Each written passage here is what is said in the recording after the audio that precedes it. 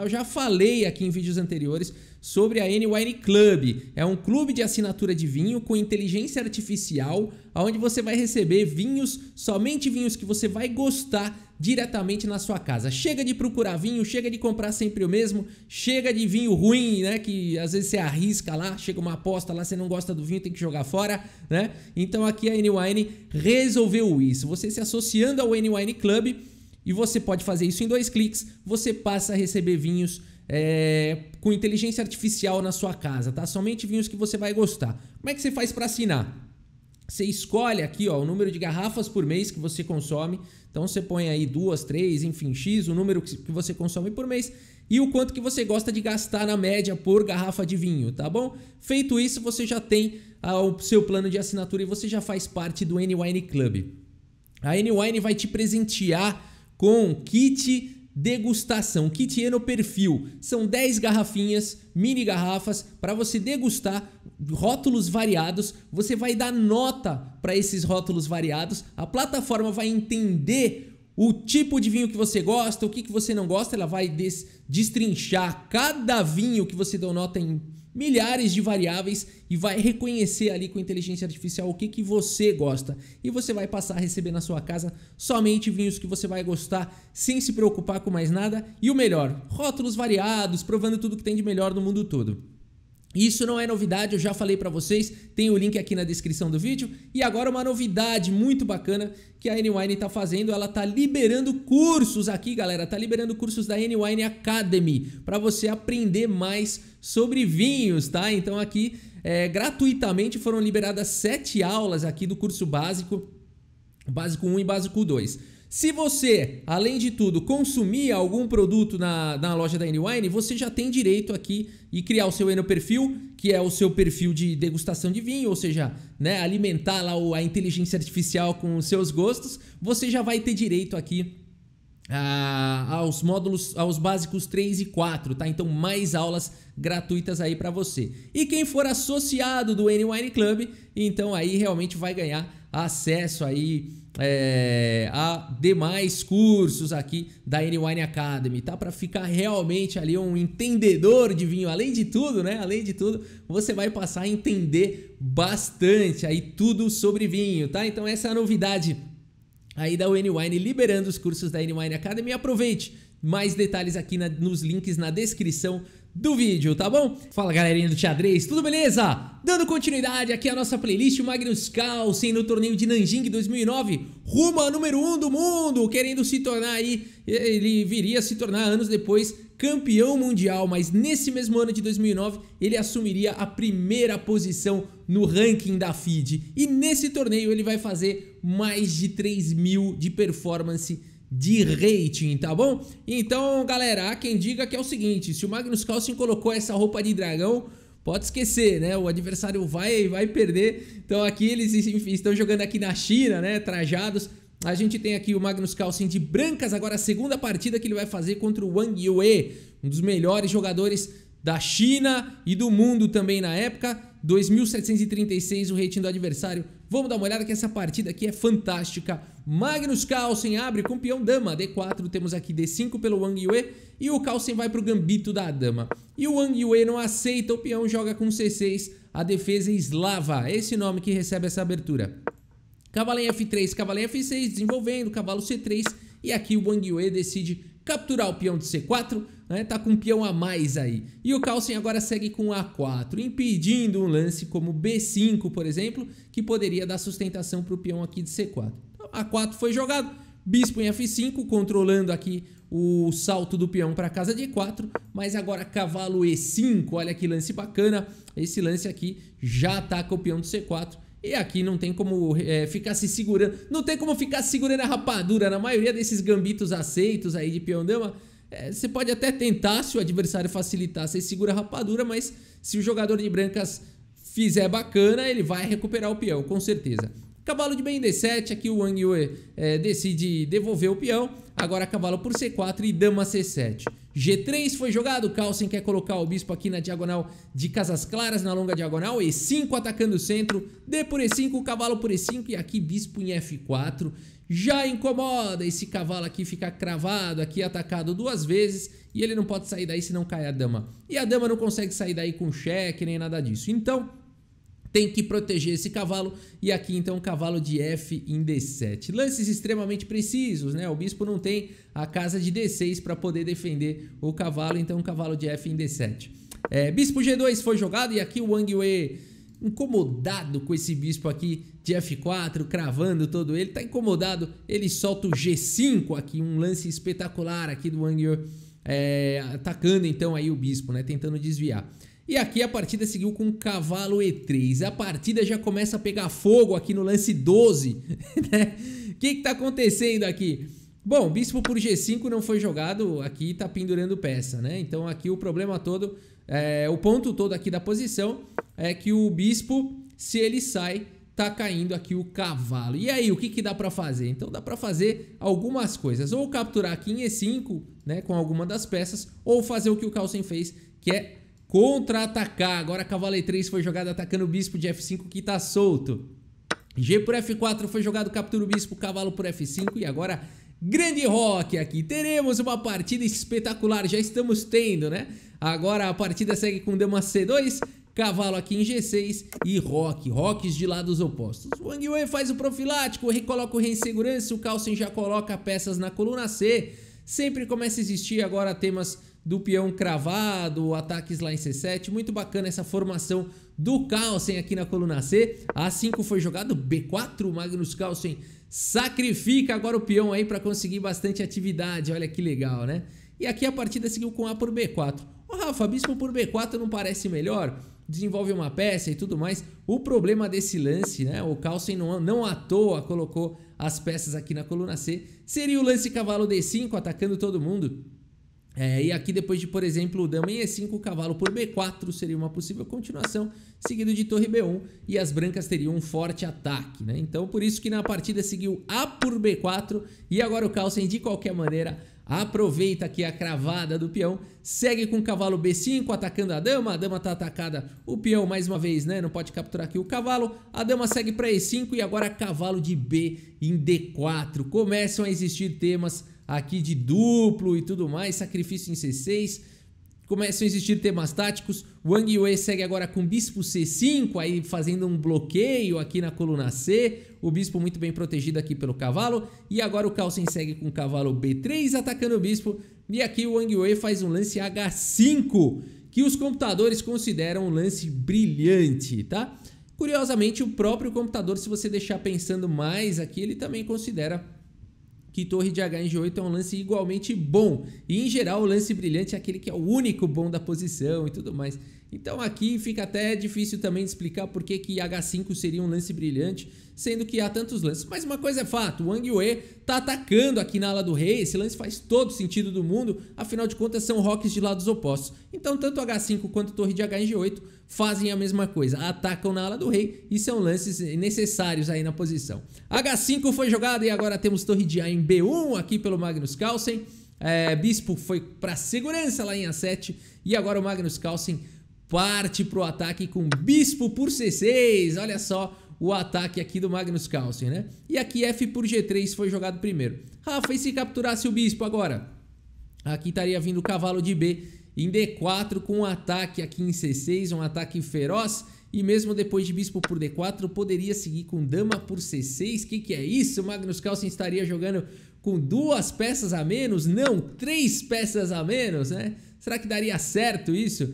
Aqui as brancas conseguem empatar, né? Então Magnus Carlsen vai para essa sequência que provavelmente poderia ir para o empate aqui com dama D6 ou até mesmo dama C7, seguido de dama C6 aqui e vai para o empate. Ele pode até tentar escapar, mas ele não consegue escapar aqui para sempre. As brancas conseguem ficar dando cheque. Não dá para cobrir com a dama por conta do peão e aqui tem cheque perpétuo, né? Será que era isso que o Magnus Carlsen quis quando ele jogou o bispo por C6? Eu acho que não, eu acho que ele não fez um monte de sacrifício aí pra empatar, não. Ele tá realmente querendo complicar aqui a posição, o adversário também não quer empatar, por isso que agora ele joga F por G3, indo pro ataque, e agora o Carlsen segue com H por G3, e temos torre C8 cravando aqui o bispo. Rafa, não dava de novo pra capturar esse bispo? Agora, na verdade, as brancas estariam ganhas, tá? Depois dessa continuação, cavalo de D por B4, a mesma situação. E aqui, se jogasse bispo por C5, o Magnus Carlsen teria agora forte ataque com torre por B4, tá? Torre por B4, por exemplo, o bispo volta e dama por C6 e agora o ataque é diferente. Agora o ataque é de checkmate. Aqui, com certeza, as brancas estão ganhas já numa posição como essa. Não seria para dar perpétuo, não.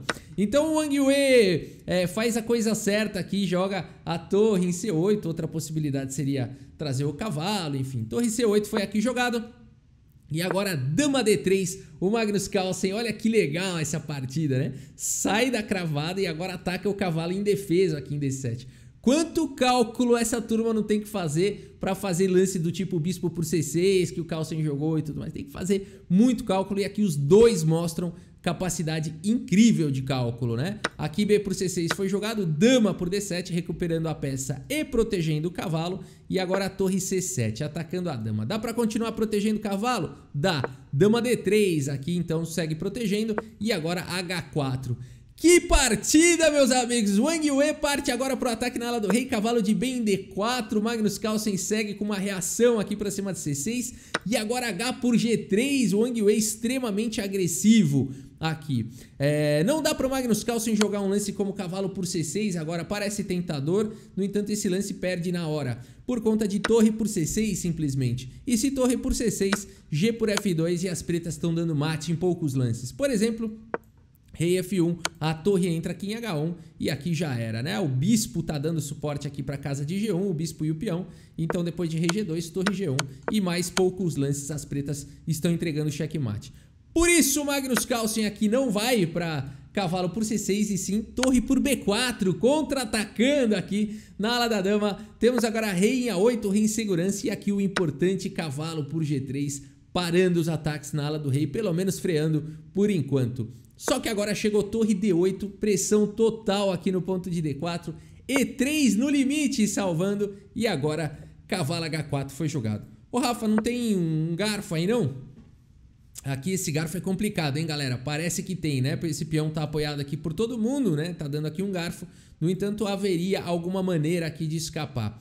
Torre B5 seria um exemplo de uma das maneiras aqui de escapar, cravando agora aqui o peão e as brancas se seguram, tá? Seria também uma variante bem complicada. Aqui o Wang Wei preferiu jogar com cavalo em H4 e o Carlsen segue agora com rei F1, evitando os cheques aí do cavalo. Temos dama em A5, uma variante bem complicada. Agora a torre aqui do Carlsen tá atacada e o que fazer, né?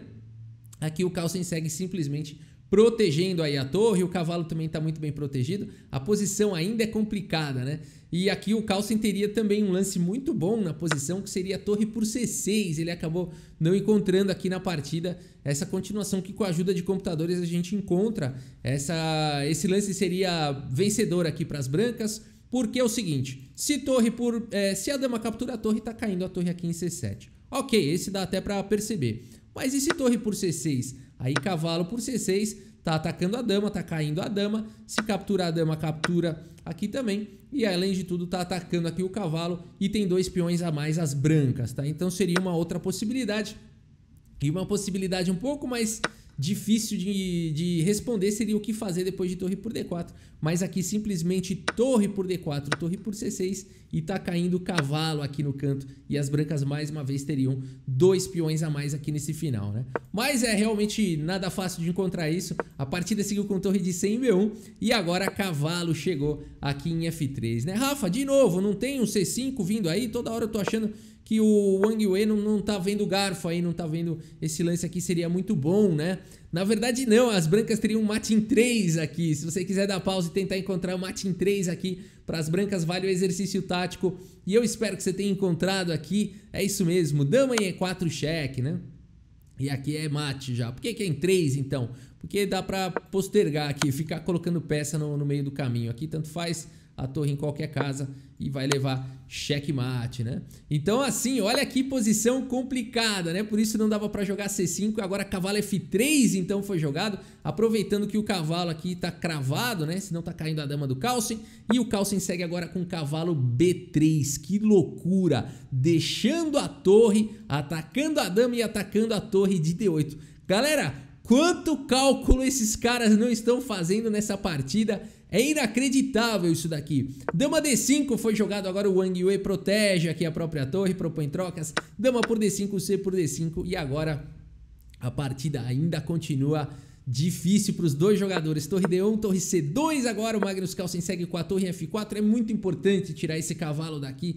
Esse cavalo é muito forte, tem pressão também para cima do peão. O cavalo recua defendendo o peão e agora cavalo D4. O Magnus Carlsen vai melhorando a posição das peças. Torre veio para C4, o cavalo de D em E2, agora de forma que a torre fica protegendo o peão de A4, propõe mais trocas, tivemos trocas em F4 e agora D4, avançando com esse peão aí enfraquecido, vamos trocar o peão enfraquecido, cavalo de G em E2, o Carlsen parte para cima, aproveitando que o peão está cravado, e agora cavalo C6 protege o peão, e aqui E4, o Magnus Carlsen decide avançar o peão, deixar o peão do Wang Yue sendo um peão passado, mas ele vai querer atacar esse peão aí como um alvo, né? Lembrando que o cavalo sempre está protegendo também a casa de D3. Torre B8, foi jogado o cavalo aqui em D5.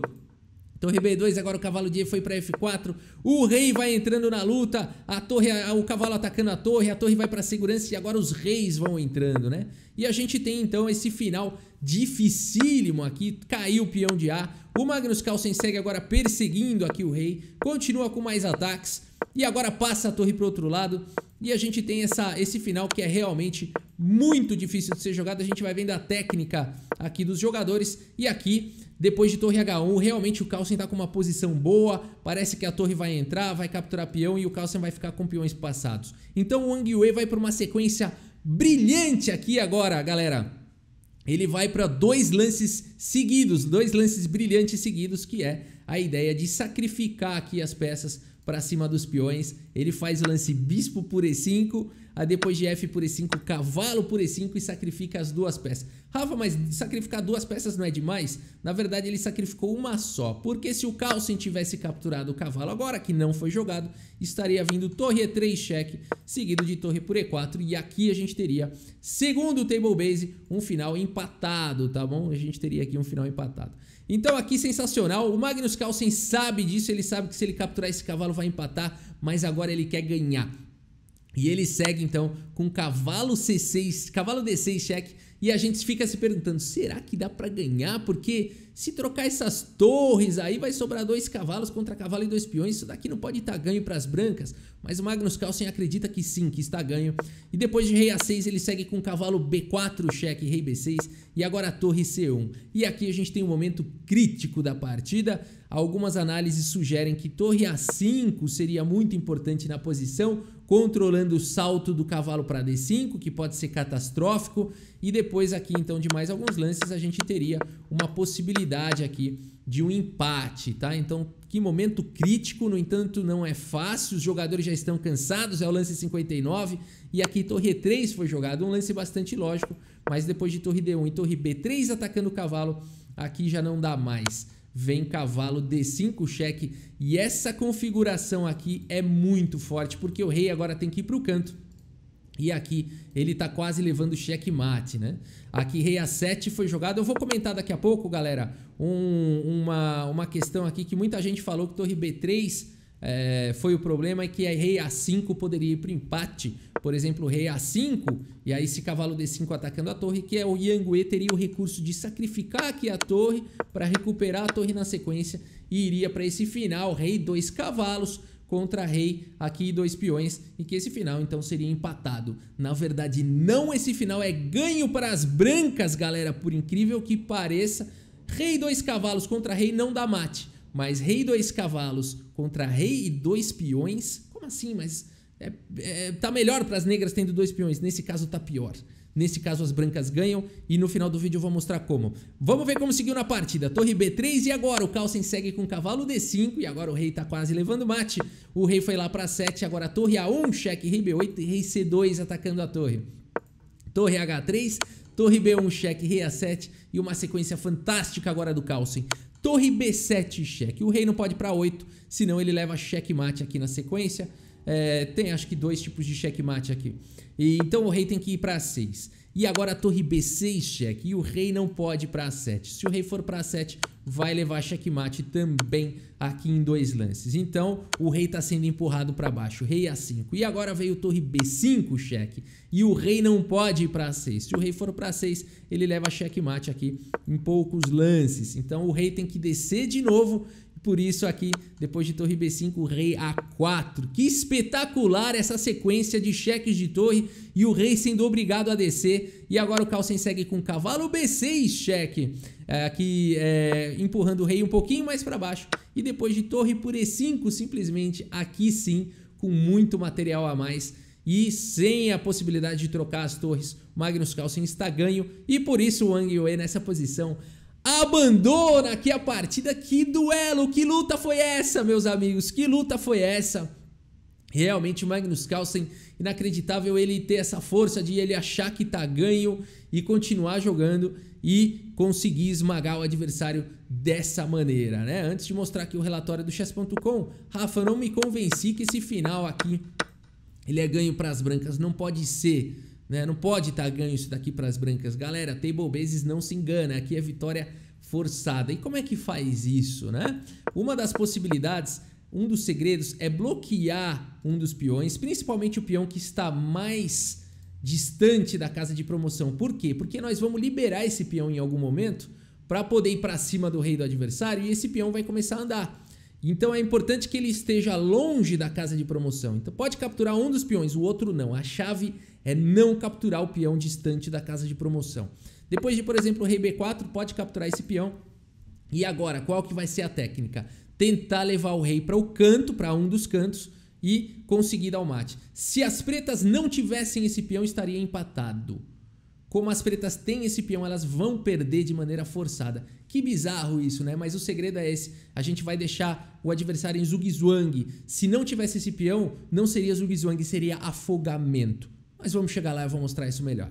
Depois de alguns lances, e aqui não vem ao caso a técnica, que é bem difícil de levar o rei para o canto, mas você vai aqui usando o rei e um dos cavalos para forçar a situação. Essa configuração aqui dos cavalos é poderosíssima, né? Isso aqui é maravilhoso. Se a gente for olhar aqui que casas que esses cavalos aqui estão ocupando, né? É uma configuração aqui realmente maravilhosa, o tanto que esses cavalos aqui não permitem mais ao rei escapar, né? Depois de, por exemplo, rei D7, rei F6, aqui a gente tem mais uma manobra, sempre usando um dos cavalos e o rei vai levando o rei lá para o canto.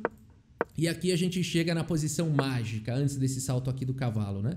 A gente chega na posição mágica. Agora a gente vai soltar a gaiola, vai abrir a jaula aqui para o peão avançar. O peão avança, se você capturar esse peão tá empatado, não pode capturar. Agora cavalo F6 é o segredo. Percebam que aqui o rei, né? Porque eu avanço aqui do peão? O rei não tem futuro aqui, olha, o rei tá completamente preso aqui nessas casas, né? Então, por isso aqui avançar o peão. Rafa, mas não daria para tentar fugir para F7, rei G8 não funciona, rei G6 e o rei continuaria preso, vai para uma sequência parecida, tá? Então aqui F4 tentando disparar com o peão, mas agora o cavalo vem para F6 e aqui é o que eu quis dizer com aquela história do zugzwang, afogamento.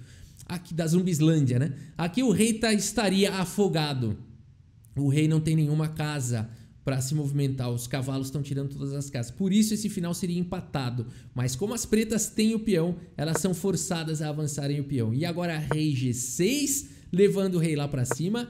F2, olha a importância desse peão estar distante da casa de promoção. Ainda dá tempo de jogar um cavalo G5 e depois da promoção do peão, o rei completamente dominado apenas pelo cavalo e pelo rei, qualquer cheque aqui é mate. E aí, cavalo F7, então entregaria cheque mate.